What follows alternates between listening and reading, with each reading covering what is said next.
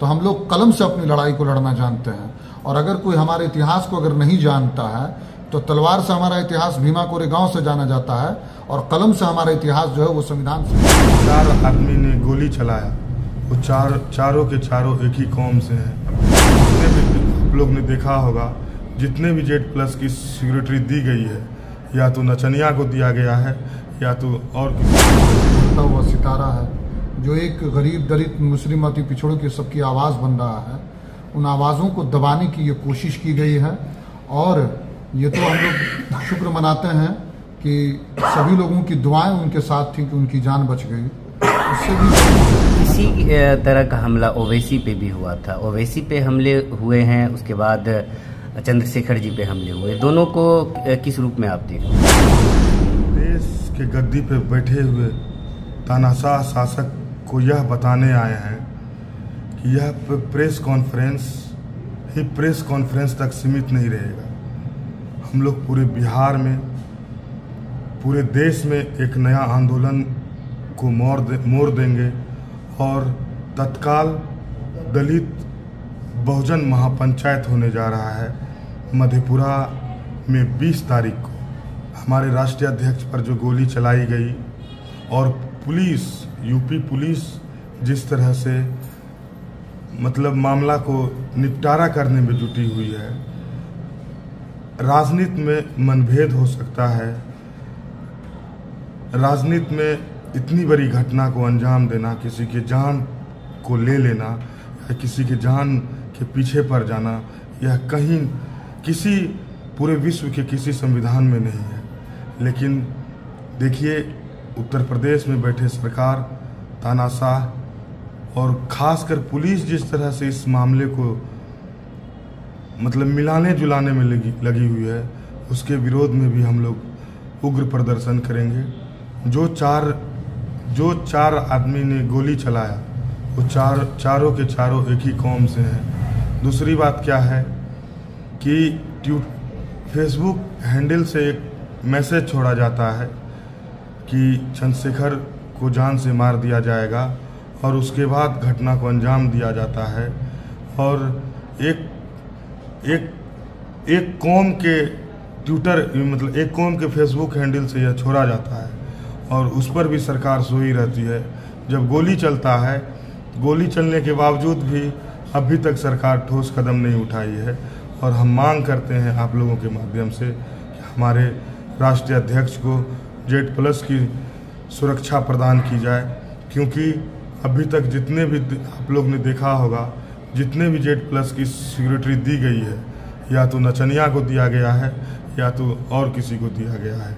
लेकिन जो सामाजिक कार्यकर्ता है, जो समाज के लिए खड़ा रहता है, समाज के लिए तत्पर रहता है, उसके लिए सरकार को सोचने का एक पैसा समय नहीं है। आप किसी एक कौम की बात कर रहे हैं, वर्ग की बात कर रहे हैं या कौम की बात कर रहे हैं, इसे थोड़ा क्लियरफाई किया जाए। वो एक विशेष वर्ग हैं जिनके फेसबुक आईडी से लिखा गया है, वह जग जाहिर है। हम उनका नाम नहीं लेना चाहेंगे, लेकिन हम चेतावनी भी देंगे अगर इस तरह की घटना आइंदा कभी हुई तो हम कहना चाहते हैं कि आर और पार की लड़ाई होगी। और हम लोग संविधान को मानने वाले लोग हैं। हम लोग गोली बंदूक की बात नहीं करते हम लोग, और ना ही किया है और ना ही करूँगी। अगर हमारे राष्ट्रीय अध्यक्ष को आंच तक आई तो पूरा देश में 2 अप्रैल दोहराया जाएगा और जिसके जिम्मेदार सरकार होंगे। मैं मुन्ना कुमार पासवान, भीम आर्मी जिला अध्यक्ष, मधेपुरा। जिस तरह से यूपी पुलिस ने एक पूरा प्रोपेगेंडा रचा है, तो इससे तो साफ ये जग जाहिर होता है कि यूपी पुलिस ने एक पूरा प्रोपेगेंडा अपना रचा है। और बयान वीरों की बात होती है तो इस देश में कई ऐसे नेता हैं जिन लोगों ने बयान दिया और बहुत ही आपत्तिजनक बयान इस देश में कई लीडरों ने दिए, लेकिन उन तमाम लीडरों पे गोली नहीं चला। एक बहुजन समाज का जो उभरता हुआ सितारा है, जो एक गरीब दलित मुस्लिम अति पिछड़ों की सबकी आवाज़ बन रहा है, उन आवाज़ों को दबाने की ये कोशिश की गई है। और ये तो हम लोग शुक्र मनाते हैं कि सभी लोगों की दुआएं उनके साथ थी कि उनकी जान बच गई। उससे भी बड़ी दुखद की बात यह है कि यूपी पुलिस में वो लगातार अपनी सुरक्षा की मांग करते रहे। जैसा कि आप लोगों ने भी सुना होगा कि उन्होंने प्रदेश के मुखिया को भी, उत्तर प्रदेश के मुख्यमंत्री योगी आदित्यनाथ जी को देश के गृह मंत्री अमित शाह जी को, प्रधानमंत्री जी को, तमाम लोगों को उन्होंने लिख करके दिया था कि मेरी जान का खतरा है, लेकिन उनको सुरक्षा नहीं दिया गया।